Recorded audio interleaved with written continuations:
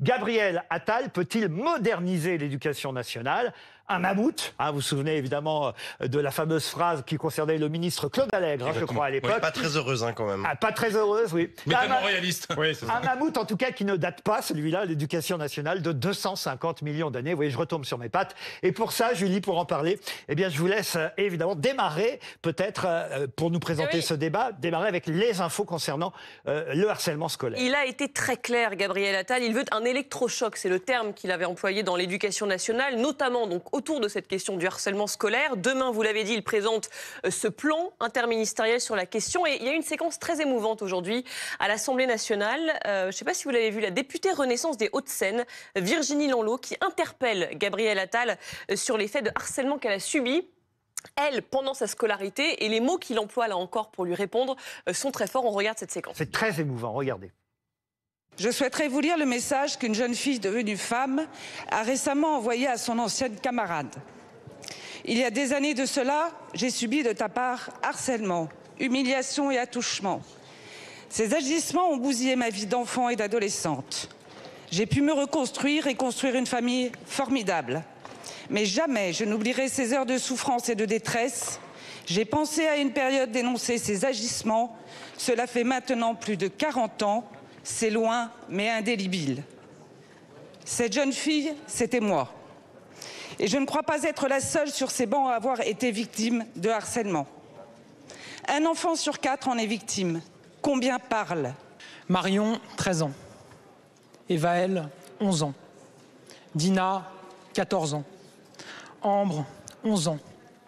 Lucas, 13 ans. Thibaut, 10 ans. Chanel, 12 ans. Marie, 15 ans. Lindsay, 13 ans. Nicolas, 15 ans. Madame la députée, j'ai fait dès ma nomination au ministère de l'Éducation nationale et de la jeunesse la lutte contre le harcèlement scolaire, ma priorité absolue. Et je le dis de manière très claire, je ne reculerai devant rien. Je ne reculerai devant rien pour mieux prévenir. Je ne reculerai devant rien pour que la peur change de camp. Je ne reculerai devant rien pour que la honte change de camp. C'était une séquence très très émouvante. Je pense que là-dessus on est tous d'accord. Vous avez vraiment l'impression que les choses sont en train de changer. Louison, tiens, on commence par vous. Peut-être que d'avoir mis un ministre qui a été un élève il n'y a pas très longtemps. Jeune, vous voulez dire. C'est peut-être la 34 solution. ans, 34 ans, Gabriel Attal. Avec des études un peu longues, ça peut... C'était de la solution. Vous voulez dire, il sort à peine de l'école, c'est voilà, ça? il sort, il a encore le cartable, les marques sur les épaules, peut-être. On verra, parce que dire les choses et être ému, c'est une chose. Faire en sorte que, voilà, on écoute les parents, les élèves et la suite. Vous faites déjà râler Fred. Il fait déjà des choses. On vous appelle Fred ou Frédéric, d'ailleurs? Fred, c'est très bien. Fred, très bien. Ces gens qui m'aiment m'appellent Fred, donc... Bon, alors on verra, alors. Non, mais il a déjà fait des choses. Un mois, il a déjà fait des choses. C'est-à-dire que maintenant, ce sont des harceleurs qui doivent changer d'établissement. Et ça, c'est une mesure concrète. Vous savez, je ne voudrais pas faire de mauvais jeu de mots, mais il n'a pas peur des vagues. Gabriel Attal, enfin un ministre de On l'Éducation avait dit qui n'a pas de jeu de mots dans cette émission. Oui, vous savez, le pas de vague, qui a été la règle pendant des décennies dans l'éducation nationale. On étouffe les affaires, c'est ce qu'on disait. Et maintenant, non. Maintenant, il n'a pas peur des vagues. Il parle, il dit des choses. Et franchement, ça fait un gros changement. Il a déjà annoncé plusieurs choses. Vous avez raison, les harceleurs qui doivent changer de classe et non plus le harceler. Et cet audit sur la gestion des cas de harcèlement au cours de la dernière année 2022. Louis Morin. Oui, je suis en train de réaliser un documentaire sur Gabriel Attal. Donc, on a l'occasion de le suivre, en fait, depuis plusieurs mois. Et ce qui est frappant sur Gabriel Attal, c'est qu'il a cette volonté, cette détermination à agir par rapport à ses prédécesseurs et par rapport à d'autres personnalités politiques. Pourquoi ? Parce qu'il a de l'ambition, tout simplement. C'est-à-dire que c'est pas en réalité... Alors, évidemment, ça aide probablement le fait qu'il ait été élève il n'y a pas si longtemps, mais il a de l'ambition et il sait très bien que pour continuer en politique, demain, il faudra qu'il présente un bilan. J'ai l'impression qu'on fait trop de compliments au ministre de l'Éducation. Non, mais la réalité, c'est que c'est aussi un sujet sur lequel on peut agir rapidement. Pardon, Louis, mais je vois Pablo faire la grimace à côté. Je dodeline de la tête parce que... vous dodelinez? Oui, je dodeline. Je fais comme ça. Parce que, effectivement, force est de constater qu'il fait des choses. Enfin, en tout cas, il essaye de faire des choses. Il dit qu'il va faire des choses. Il y a les harceleurs, qui doivent changer de lycée. Ça, c'est très bien. D'établissement scolaire, c'est très bien. Après, il y a cet audit. Nous, on a reçu sur ce plateau à BFM beaucoup d'associations qui encadrent, qui aident les élèves et les familles d'enfants harcelés. ils sont là, genre un audit, mais en fait, pourquoi faire? Attends, ils savent en fait ce qu'il faut faire. Ils savent où est-ce qu'il faut mettre de l'argent. Il faut qu'il y ait des personnels en fait qui soient spécialisés dans tous les établissements scolaires pour aider ces cas de harcèlement. Oui, mais l'audit, en fait, on sait ce que c'est. L'audit, en fait, c'est systématique. On fait un audit et puis c'est pour les cas. On est obligé de faire un audit. Un audit, une réunion, un comité théodule. Il faut il a raison. Il faut respecter les corps intermédiaires, il faut respecter les syndicats, il faut respecter les process. Et encore plus dans l'éducation nationale, parce que justement, si vous voulez vous attaquer au mammouth, c'est important de respecter, que chacun se sente respecté. La réalité, c'est que demain, ils vont présenter un plan c'est qu'il y a une urgence. Mais c'est vraiment très important. Ils n'attendent pas. Ils n'attendent pas l'audit pour agir. Demain, ils présentent un plan interministériel avec des brigades harcèlement, avec la confiscation des téléphones portables. Et pour le coup, laissons-lui la chance. Moi, je ne sais pas s'il va réussir, mais laissons-lui le bénéfice du doute, parce que l'enjeu est quand même beaucoup trop important. Ça fait des années. On a laissé le bénéfice du doute à Emmanuel Macron sur l'écologie. Pareil, il a fait des audits, des machins. Ça se bagarre dans la cour de récréation. On peut regarder quand même ce qui est prévu, parce qu'il y a ce plan qui sera donc annoncé demain. Et voici les quelques pistes donc qui ont fuité. Le numérique, c'est très important. Le contrôle de la majorité numérique à 15 ans. La confiscation du téléphone portable, voire le bannissement des réseaux sociaux pour les harceleurs. Là-dessus, question, ça veut dire quoi le contrôle de la majorité numérique à 15 ans? Je veux dire, dans tous les cas, on peut quand même avoir accès à des sites. Comment est-ce qu'on contrôle mais il y a des ça? moyens techniques aujourd'hui, justement. Enfin, il y a des moyens techniques qui permettent d'empêcher que des jeunes harceleurs puissent s'en servir pour harceler. Parce qu'aujourd'hui, les réseaux sociaux sont une arme pour harceler. Ce ne sont pas que les insultes à l'école, ce sont les messages envoyés en dehors de l'école. On n'a pas laissé beaucoup parler, Louise. Non, parce que moi, je peux prendre votre téléphone et envoyer des messages à quelqu'un d'autre. C'est-à-dire que c'est quand même très, très limité de penser que ces jeunes gens qui sont dans un principe de meute un peu et qui attaquent une proie, vont pas prendre le téléphone du copain pour aller faire la même chose qu'avec le sien. Oui, mais le copain n'aura peut-être pas envie d'être responsable de quelque chose. Tu vois, si ça commence à devenir dangereux, on a vu encore les arrestations aujourd'hui dangereux de harceler quelqu'un, on n'aura peut-être pas envie de prêter son portable. On réfléchira deux fois avant de faire. C'est des ados, réfléchir deux fois, je suis pas sûre. Vous n'êtes pas convaincu. L'instruction, ça a toujours marché. Non, mais j'étais un peu embêtée au collège, donc je vois comment ça marche. Vous avez été harcelée au collège? Harcelée, c'est un grand mot, mais il y avait un club anti-Louise, il y avait des choses comme ça. Un club anti-Louise? Oui, le CAL. Le CAL, le CAL, le club anti-Louise.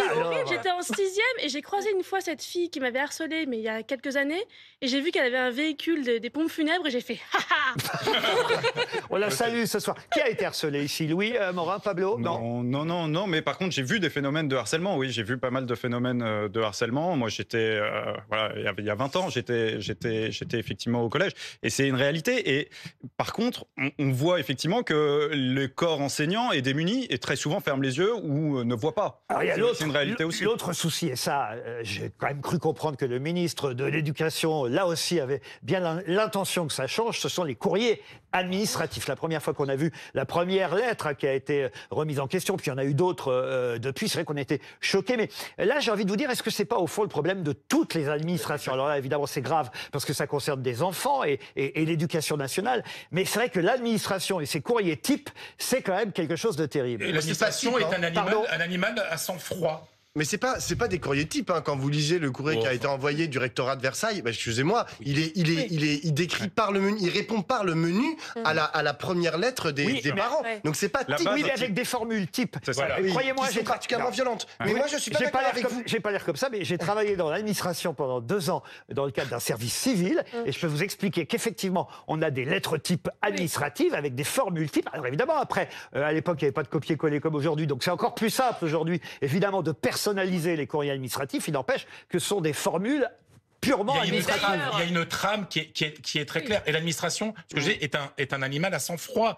Et ce qu'il y a de dingue, c'est qu'un rectorat, ils sont là quand même pour protéger nos enfants, quand même. C'est l'autre administration. Et quand vous parlez à tous les profs, par exemple, qui se plaignent, ils se plaignent parfois des élèves, des parents, mais surtout ils se plaignent de la structure, de l'administration qu'ils trouvent totalement déconnectée du réel. D'ailleurs, l'ancienne rectrice de Versailles, en l'occurrence, qui est responsable de ce courrier de la honte, comme l'avait appelé Gabriel Attal, n'était pas du tout au courant. Elle s'est excusée. Alors maintenant, elle est à la tête d'un groupe privé d'enseignement, mais elle dit j'ai pas eu connaissance du courrier. Elle le qualifie d'inadmissible. En gros, elle dit c'est les services juridiques qui ont géré ça. Et moi, j'en suis désolée, je suis pas au courant. Julie, vous avez raison. Elle s'appelle Charline Avenel. Elle a été remplacée par un monsieur qui s'appelle Champion. Au moins, il a un nom. qui nous laisse quelques espoirs pour l'avenir, mais c'est le nouveau recteur de l'Académie de Versailles, Monsieur Champion. Mais lui, au moins, il a été prof. Donc peut-être quand même, il connaît le milieu. C'était pas son cas, elle.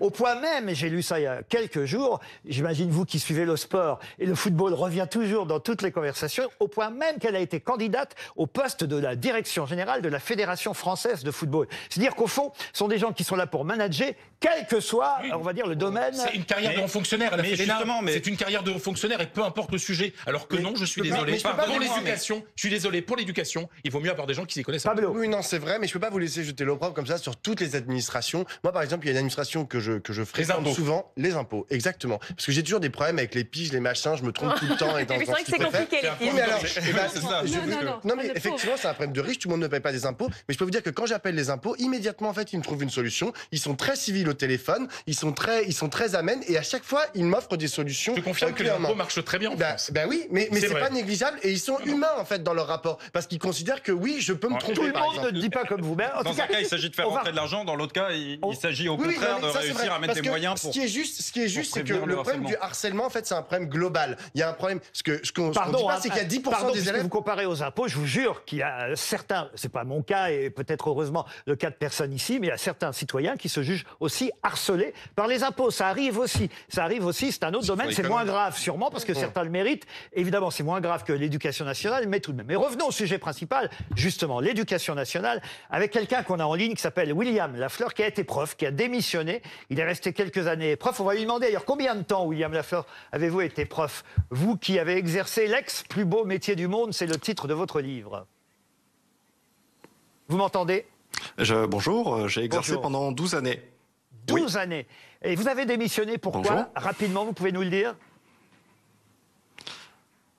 Ça serait long, mais en gros, c'est tout un tas de choses comme la question des salaires, la question du management, vous avez vu, de l'institution plutôt malveillante qu'on a, le rapport aux élèves qui devient compliqué avec les classes surchargées, voilà, tout un tas de choses qui m'ont poussé vers la sortie et qui ont poussé énormément de collègues vers la sortie, et c'est pour ça qu'aujourd'hui, il manque 3000 profs à l'appel. En tant que prof, vous avez été témoin de cas de harcèlement? Oui, bien sûr. Dès ma première année, le harcèlement, en fait, on peut le voir au quotidien. Alors, ce qu'il faut vraiment noter, c'est que c'est pas si facile que ça en tant qu'enseignant de remarquer les cas de harcèlement, parce que c'est pas comme dans les films américains, vous savez, où tout le monde jette une boulette de papier sur l'élève dès qu'il a le dos tourné. En fait, c'est beaucoup plus insidieux. C'est des petits ricanements, c'est des choses qui se passent parfois dans les couloirs, parfois à la maison avec le cyberharcèlement. Et forcément, dans des classes surchargées, quand on a 28, 29, 30, voire 36 élèves en classe, qu'on les voit 1 ou 2 heures par semaine, c'est très difficile de détecter ces cas-là. D'autant plus quand on manque de surveillants, quand on manque de CPE, quand on manque de psy-EN. Voilà. En fait, on a des manques à tous les niveaux qui font que ces cas de harcèlement se multiplient.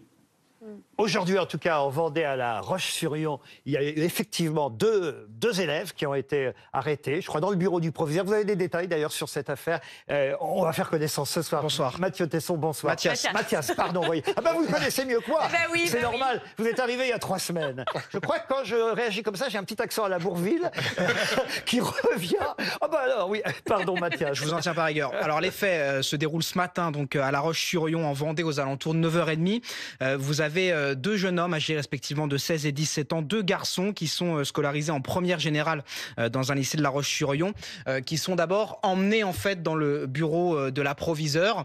C'est un membre de l'équipe pédagogique qui se charge de prendre ces 2 jeunes garçons et de les emmener dans le bureau de la proviseure. Et ensuite, eh bien, c'est la police, les policiers locaux qui interpellent ces 2 jeunes garçons âgés de 16 et 17 ans, des fonctionnaires qui sont en civil à ce moment-là. Les choses se font manifestement discrètement, voilà, qui tranche un petit peu avec les faits de la semaine dernière d'Alfortville. Pourquoi sont-ils interpellés? Eh bien parce qu'une jeune fille de 15 ans, qui est elle scolarisée en seconde, décrit des faits de violence qui se seraient déroulés selon elle dans les toilettes de cet établissement. Parce que Mathias, la semaine dernière à Alfortville, ils n'étaient pas en civil et ils sont allés directement arrêter le collégien dans la classe. Et en ça, c'est une grande différence. Et ça avait suscité énormément d'émotions à la fois des élèves, des parents d'élèves, l'équipe pédagogique également. Là, les choses se sont faites autrement avec donc des fonctionnaires de police qui sont en civil, qui attendent les 2 jeunes élèves dans le bureau de l'approviseur. Ce ne sont pas eux qui vont les chercher manu militari. Voilà pour cette différence entre ces deux. Mathias,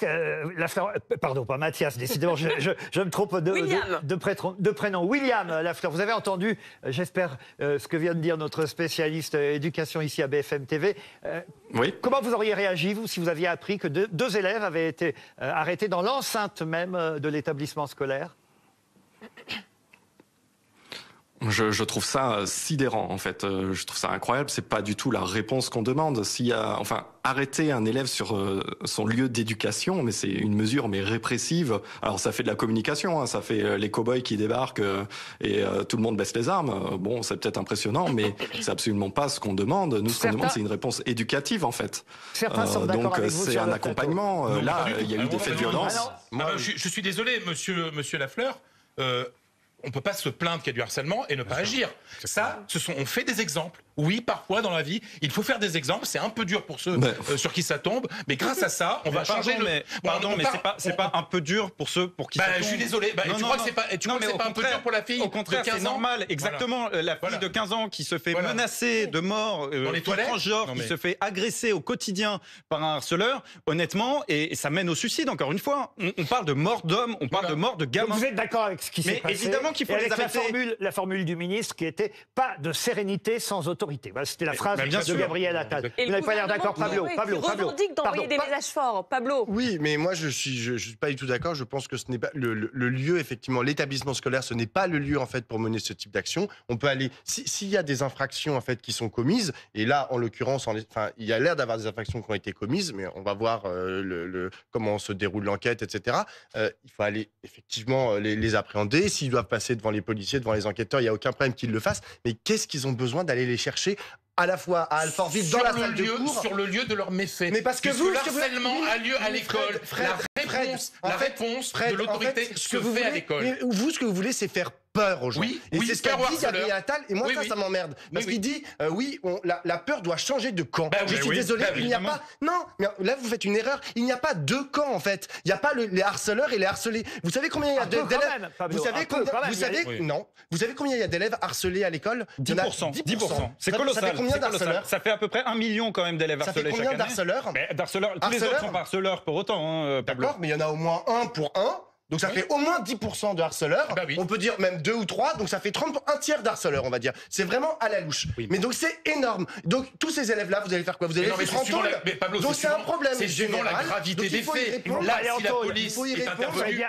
Ils vont pas aller en tôle, ceux-là. Mais même les changer systématiquement d'établissement scolaire ou quoi. Ce que je veux dire, c'est, et je pense qu'il faut les changer d'établissement scolaire. Exactement. Mais ce que je veux dire, c'est qu'il faut aussi mener une politique pour dire comment est-ce qu'on fait pour vivre ensemble en fait dans l'établissement scolaire. Déjà on essaie d'arrêter les méfaits et être des cow-boys, comme l'a dit Monsieur Lafleur, envoyer des cow-boys dans les établissements scolaires, essayer de faire peur à l'ensemble des élèves pour plus qu'ils soient harceleurs. Je pense que vous ne résolvez rien. Louison, s'il vous plaît, une voix féminine. Il y a 3 semaines, pour des raisons de tenue vestimentaire, on a dit l'école est un sanctuaire, l'école c'est neutre, l'école c'est voilà. Donc si on respecte ça, l'école, c'est pas là où on vient se faire arrêter. À la sortie de l'école, dès qu'il met un pied dehors, là, la police reprend son droit. Non, mais pardon, mais l'école, c'est pas une zone de non-droit non plus. Non, c'est pas non-droit, mais c'est une zone de neutralité. C'est-à-dire que ça fait partie du territoire français et la loi s'applique sur l'ensemble du territoire et les forces de l'ordre peuvent intervenir quand même sur l'ensemble du territoire, y compris dans les écoles. C'est des personnes qui sont mineures en tout cas, donc ils restent quand même. Ils sortent de l'école et là, ils sont plus dans l'enceinte d'un établissement et là, on parle. Est-ce que la solution, elle n'est pas ailleurs? Vous avez vu que Gabriel Attal y allait s'inspirer de la méthode au Danemark. Il y a une méthode là-bas qui s'appelle le programme Free for Moberry. C'est 1 heure d'hebdomadaire dédiée à l'apprentissage de la tolérance, de la bienveillance, du respect, du courage et c'est ce qui a été mis, et de l'empathie, exactement. Et quand Gabriel Attal est revenu, voilà ce qu'il dit: je veux contribuer à bâtir une école qui rend heureux. À l'échelle politique en France, on ne pense pas assez au bonheur. Ses moteurs, ses freins sont potentiels. Le bonheur est une forme de politesse discrète, mais aussi un projet politique assumé. Est-ce que ça passe pas par là? C'est pas ça la solution, plutôt que de mettre tout le monde...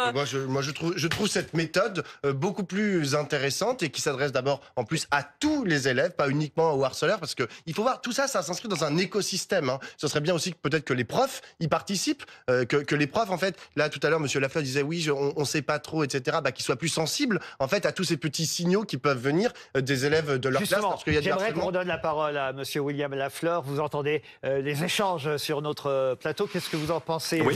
Vous d'ailleurs, qui avez dit que l'institution broyait aussi les enseignants. Oui, ce que je remarque, première chose, c'est que bon, vous avez tous un avis que vous annoncez sans connaître la réalité du terrain. Vous avez un avis, mais je suis désolé, moi je vais pas vous dire comment faire votre métier de présentateur ou de journaliste. J'aimerais bien que de votre côté vous écoutiez un peu les demandes des enseignants. Effectivement, nous ce qu'on demande, c'est de pouvoir mieux détecter et mieux agir. Personne parmi les enseignants, il me semble, n'a réclamé que des policiers viennent sur un lieu d'enseignement pour arrêter les élèves devant les autres. Et donc vous, ça vous choque que je tienne ce discours, mais comprenez que nous, on travaille au quotidien avec les élèves, on sait quels sont leurs besoins, et non, ils n'ont pas besoin de voir des policiers débarquer comme ça. Ils n'ont pas besoin de voir 2 élèves qui partent et qui ne reviendront jamais. En fait, l'enseignement, c'est un échange, c'est un partage d'idées. Et il se trouve que les élèves qui sont harceleurs eux-mêmes sont parfois en souffrance. C'est effectivement pas blanc et noir. C'est sûr que la situation actuelle a fait ses preuves. Pourquoi pas, mais que ça soit à tous les degrés. Merci en tout cas pour votre témoignage, William Lafleur, qui exerçait il y a encore peu de temps l'ex plus beau métier du monde, c'est le titre de son ouvrage.